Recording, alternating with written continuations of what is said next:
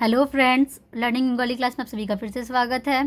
पिछले क्लास में यानी कि डे 63 के क्लास में मैंने आप लोगों को मूर्धन्य और दंतुर्ण का डिफरेंस बताया था, उन लोगों को किस तरह से यूज़ किया जाता है। आज डे 64 का क्लास है। आज मैं आप लोगों को बताने वाली हूँ तालबी श, पेटकाटा मूर्धन्य श, दंतु श, इसे किस तरह से हम लोग जोड़ेंगे, किसके साथ जोड़ेंगे, किस तरह से इसका इस्तेमाल होगा।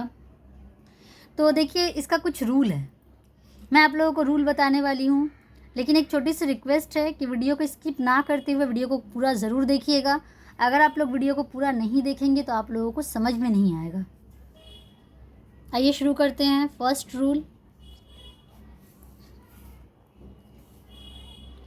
देखिए, ये है च, छ, बड़गी ज, झ, इय, तालबी श।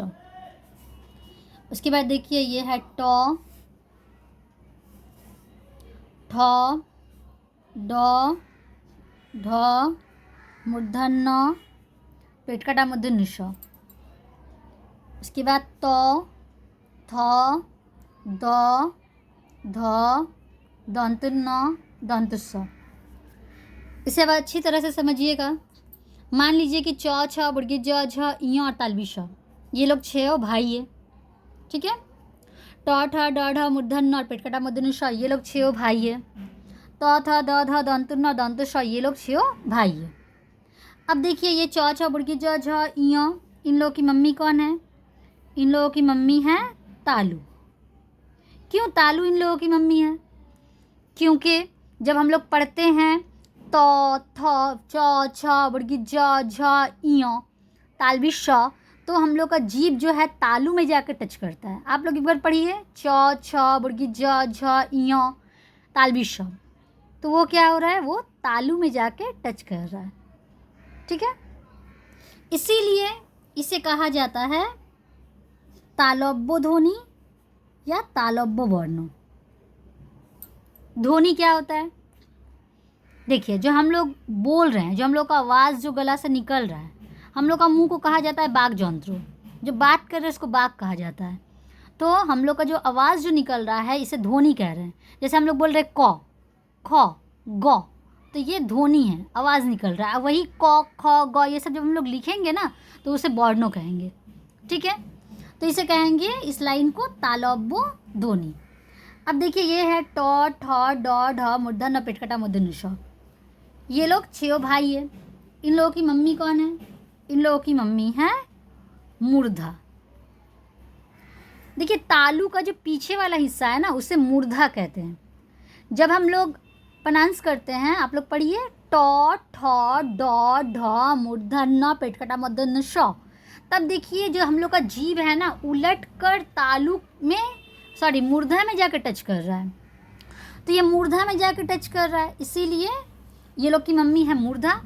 तो इन लोगों को कहा जाता है मूर्धन्य ध्वनि, ठीक है। अब ये लोग जो 6 भाई है, त, थ, द, ध, दंत, न, दंत, स, इन लोगों की मम्मी है दंतो। दंतो मतलब दांत। जब हम लोग पढ़ते हैं त, थ, द, ध, दंत, न, दंत, स, तो हम लोगों का जीभ जो है दांत में जाके टच कर रहा है, सामने की तरफ दांत का गोड़ा में आके टच कर रहा है, इसीलिए इसे कहा जाता है दंतो ध्वनि, ठीक है। अच्छा, यहाँ पर एक चीज़ आप लोग समझिए कि ये जो तालबी श है, ये जो है अपने भाइयों के साथ ही सिर्फ मिलेगा। मतलब च, छ, बड़गी ज, झ, इयों के साथ ही मिलेगा, ठीक है। ये जो तालबी श है ये लाइन के साथ, ये लाइन के साथ नहीं मिलेगा। लेकिन च, छ, बड़गी ज, झ, इयों, ये जो तालव्य ध्वनि है, यहाँ तो कोई न नहीं है ना, इसीलिए ये तालबी श यहाँ इन लोगों के साथ नहीं मिलेगा, लेकिन सिर्फ नौ के साथ मिलेगा, दंत नौ के साथ, ठीक है। देखिए, दंत नौ के साथ क्यों मिलेगा, मूर्धन्य नौ के साथ क्यों नहीं मिलेगा? इसीलिए क्योंकि तालवी श जब हम लोग पढ़ते हैं तो तालू में जाकर टच करता है, और दंतुन जब पढ़ते हैं तो दंतों में यानी कि दांत में जाकर टच करता है। लेकिन अगर हम लोग मूर्धन्य पढ़ते हैं तो मूर्धा में जाकर टच करता है, जीभ हम लोग का टेढ़ा होके पीछे की तरफ चला जाता है। तो इसीलिए जब हम लोग अगर उससे मूर्धन्यों के साथ अगर हम मिलाएंगे तालवी श को तो हम लोग प्रोनाउंसिएशन नहीं कर पाएंगे, ठीक है। इसीलिए तालवी श जो है वो दंतुन के साथ टच होगा। तो तालवी श सिर्फ अपने भाइयों के साथ ही टच होगा और दंतुन के साथ ही मिलेगा। बाकी इन लोगों के साथ ट ठ ड ढ मूर्धन्य पेटकटा मूर्धन्य श त थ द ध दंत स इन लोगों के साथ नहीं मिलेगा। देखिए उसी तरह से पेटकटा मूर्धन्य श जो है वो सिर्फ अपने भाइयों के साथ ही मिलेगा, ट ठ ड ढ मूर्धन्य, ठीक है। बाकी च छ वर्गी ज झ इं दंत तालवी श त थ द ध दंतुन दंतु स इन लोगों के साथ नहीं मिलेगा। देखिए सेम उसी तरह से दंतु स जो है वो भी अपने भाइयों के साथ यानी कि त थ द ध दंतुन के साथ ही मिलेगा। ये भी इन च छ वर्गी ज झ इं दंत तालवी श ट ठ ड ढ मूर्धन्य पेटकटा मूर्धन्य श इन लोगों के साथ नहीं मिलेगा, ठीक है। मैं जो भी बता रही हूँ, देखिए जब मैं एग्जाम्पल दूंगी तो आप लोगों को समझ में आ जाएगा। देखिए ये जो है तालवी श जो है ये है पश्चात, पश्चिम। तालवी श को हम लोग ट तालवी श टॉय तालवी श ठॉय तालवी श डॉय या तालवी श तॉय तालवी श थॉय तालवी श धॉय नहीं लिख सकते हैं। इसके साथ इन लोगों के साथ वो नहीं मिलेगा। आई होप कि आप लोगों को समझ में आ रहा है कि मैं क्या कहना चाह रही हूँ। देखिए ये है शिरोच्छेद। देखिए पेटकटा मूर्धन्य श जो है ये भी मिलेगा ट ठ ड ढ मूर्धन्यों के साथ। देखिए ये है कॉस्टो, दुष्टु, कोनिष्ठ। उसके बाद दंतु स जो है वो भी त थ द ध दंतुन के साथ ही मिलेगा। जैसे देखिए वस्तु, स्थान, अस्थिर, ठीक है। अब देखिए ये है सेकेंड रूल। वो था फर्स्ट रूल के तालवी श जो है सिर्फ अपने भाइयों के साथ ही मिलेगा, दंतुन के साथ मिलेगा, बाकी किसी के साथ नहीं मिलेगा। पेटकटा मूर्धन्य श जो है वो सिर्फ अपने भाइयों के साथ ट ठ ड ढ मूर्धन्यों के साथ ही मिलेगा, बाकी इन लोगों के साथ नहीं मिलेगा। और दंतु स जो है वो सिर्फ त थ द ध दंतुन अपने भाइयों के साथ ही मिलेगा, बाकी इन लोगों के साथ नहीं मिलेगा। अब देखिए सेकेंड रूल जो है प फ ब भ म।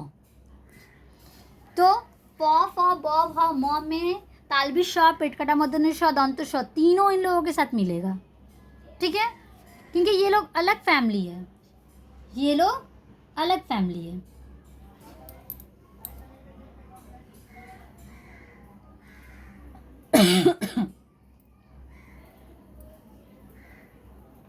देखिए यहाँ पर एक चीज़ और बता दूं मैं, अगर हम लोग कोई वर्ड लिख रहे हैं, अगर उस वर्ड के में जो श है, सौ से पहले अगर औकार या आकार आता है तो हम लोग वहाँ पर दंतु स लिखते हैं, ठीक है। मैं यार एक बार रिपीट करती हूँ, अगर कोई वर्ड हम लोग लिख रहे हैं, अगर वहाँ उस वर्ड के सौ से पहले औकार या आकार आएगा तो वहाँ दंतु स होगा।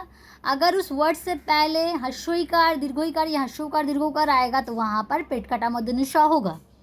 जैसे देखिए ये है पुरस्कार, पुरस र बोल रहे थे, एक अ आ रहा है तो यहाँ दंतु स हुआ। तिरस्कार, तिरस र बोल रहे तो एक अ आ रहा है तो यहाँ दंतु स हुआ। वहीं देखिए भविष्यत, भोबी ई ह्रस्व की मात्रा है तो यहाँ पेटकटा मूर्धन्य श हो रहा है। जैसे देखिए आविष्कार, विष छोटी ई की मात्रा यानी कि ह्रस्व की मात्रा है तो यहाँ पर पेटकटा मूर्धन्य श हो रहा है, ठीक है। अब देखिए यहाँ पर बहुत सारे एक्सेप्शन हैं। ये सारा जो रूल मैं आप लोगों को बता रही हूँ, ये देसी शब्द या विदेशी शब्द अगर हम लोग लिखेंगे तो उसमें लागू नहीं होता है, ठीक है। इसमें बहुत सारा एक्सेप्शन है, बहुत सारा इसमें ग्रामर है जो मैं आप लोगों को जब ग्रामर पढ़ाऊंगी तब समझाऊंगी। अभी के लिए आप लोग इतना समझिए कि तालवी श जो मैं आप लोगों को समझा रही हूँ, दंत श कहाँ कैसे यूज़ हो रहा है, ये सब अगर आप लोग समझ जाएंगे तो आप लोग कम से कम तालवी श पेटकटा मूर्धन्य ष दंत श का यूज़ अच्छे से कर पाएंगे कि किस में तालवी श मिला है, किस में दंत श मिला है, किस में पेटकटा मूर्धन्य ष मिला है।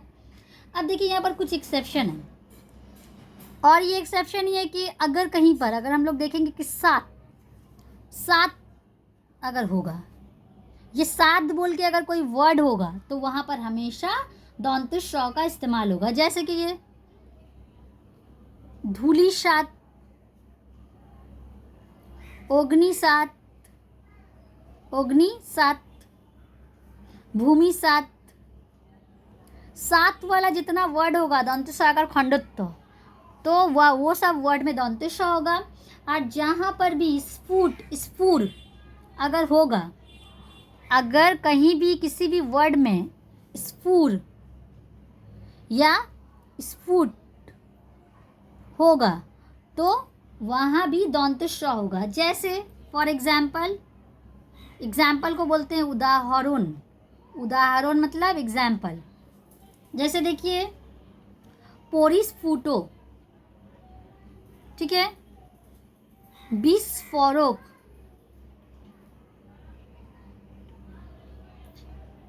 विस्फोरण। तो जहाँ भी ये सब हो रहा है वहाँ दंत स का इस्तेमाल हो रहा है। उम्मीद कर रही हूँ कि आप लोगों को तालवी श पेटकटा मूर्धन्य ष और दंत श का यूज़ समझ में आया है। अगर आप लोगों को मेरा वीडियो अच्छा लगे तो मेरे चैनल को लाइक, सब्सक्राइब और शेयर ज़रूर कीजिएगा।